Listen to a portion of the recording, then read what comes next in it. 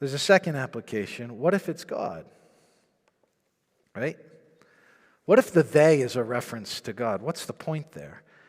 You use your resources wisely because then they will welcome you into eternal dwellings. And if that's a circumlocution for God, what's the point of that? Oh, it's a really important point. Jesus engages the rich young ruler. The rich young ruler goes away. Why? The text says because he had many possessions. He had a lot of stuff. And Jesus' appeal to him is to get rid of his stuff, which is a weird way, right, to give the gospel. You wouldn't sit down with somebody, God has a wonderful plan for your life. Sin has separated you from your God. Jesus came and died so that you could get rid of all your stuff and give up everything. And once you sell everything, then he'll say, come on in and come to heaven. So just go out and have a fire sale. Well, Jesus kind of says that. He pretty much says, you got one thing left to do. Get rid of your stuff. And it was because he understood that that was the barrier to the man's belief. That was the barrier to his trust. He didn't have room for Jesus in his closet because his closet was too full. He didn't have room for Jesus in his garage because there's too much stuff. He didn't have room for Jesus on the back 40 because he really liked the view. So he presses him about the nature of what it means to actually be the kind of person that would follow. So listen carefully here. You're a Christian and you have money. By the way, that's most of you in this room. Okay? Compared to, by worldly standards, my heavens, we're loaded. Right? You may not feel like it, but travel a little bit. You'll find out. You're loaded. Okay? So what do? You flog yourself and feel guilty about it? Is that what you do? Do you go and sell everything? Do you just keep stewarding? Do you build up and hoard more? Like, what do you do with it all if you got a bunch, right? 1 Timothy 6, 17 through 19. As for the rich in this present age, charge them not to be haughty, nor to set their hopes on the uncertainty of riches. So the first thing you do is you don't let money be the receptacle of your hope or of your anxiety. Don't be that person who's 55, 60, wringing your hands going, I don't have any idea how I'll make it. You'll make it. Be wise, but you'll make it. But on God, who richly provides us with everything to enjoy.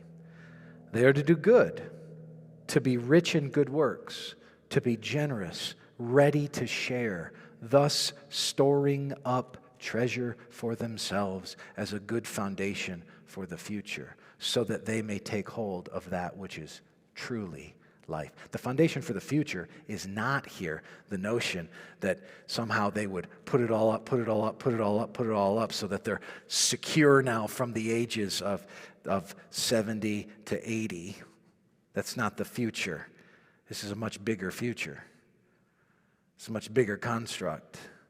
It's explained in the last phrase, so that they may take hold of that which is truly life. He's saying, listen, your possessions are going to tell something about the nature of your heart. We'll get to that in a moment, right? But the redeemed heart ought to have a particular disposition, and you should have a particular disposition when it comes to your money. So let me give you just real quick, I'll list 4 ways that are inconsistent for a redeemed heart to view their money. The first is, don't be a nervous Nelly. Just don't. Don't fret everything. Don't get all worked up and anxious over it. Don't snap at your family because you're worried about something with finances. Just take a sovereign chill pill and relax a little bit. Okay? Secondly, don't be a hoarder. Don't be a hoarder. Don't keep stuff so that you keep stuff, so that you keep stuff, so that you keep stuff. Right? I mean, you're 8 layers deep on headphones, and you're 9 layers deep on computers, and you're 10 layers deep on like, really? What for what? Well, I could break one. Okay. Hey, but 4 of them, 5, like, just let's be people who step back from our life a little bit and just are wise here and think about how we handle ourselves. Don't be a miser.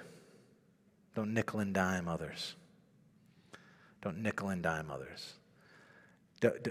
Just be benevolent. Like seriously, you go out to dinner as a Christian, be the best tipper. Be the best tipper.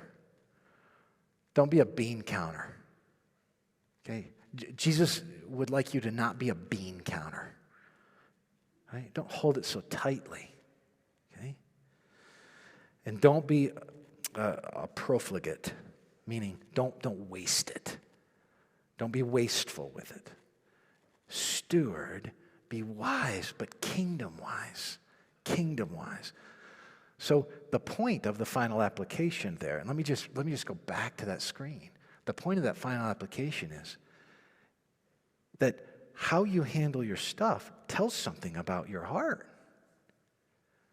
And I mean more than like you're generous. Oh, I mean, if I give away my stuff, it shows that I'm a generous heart. No. If you don't hoard, if you're not a miser, if you're not a profligate, like if you're anxious all the time, it actually says to the world, I'm a believer. But if you are one of those, Jesus is saying, it doesn't look like the way that you extend your possessions into the world comes from a heart that's been ransomed by Christ. It looks like somebody that's living for this life, not the next.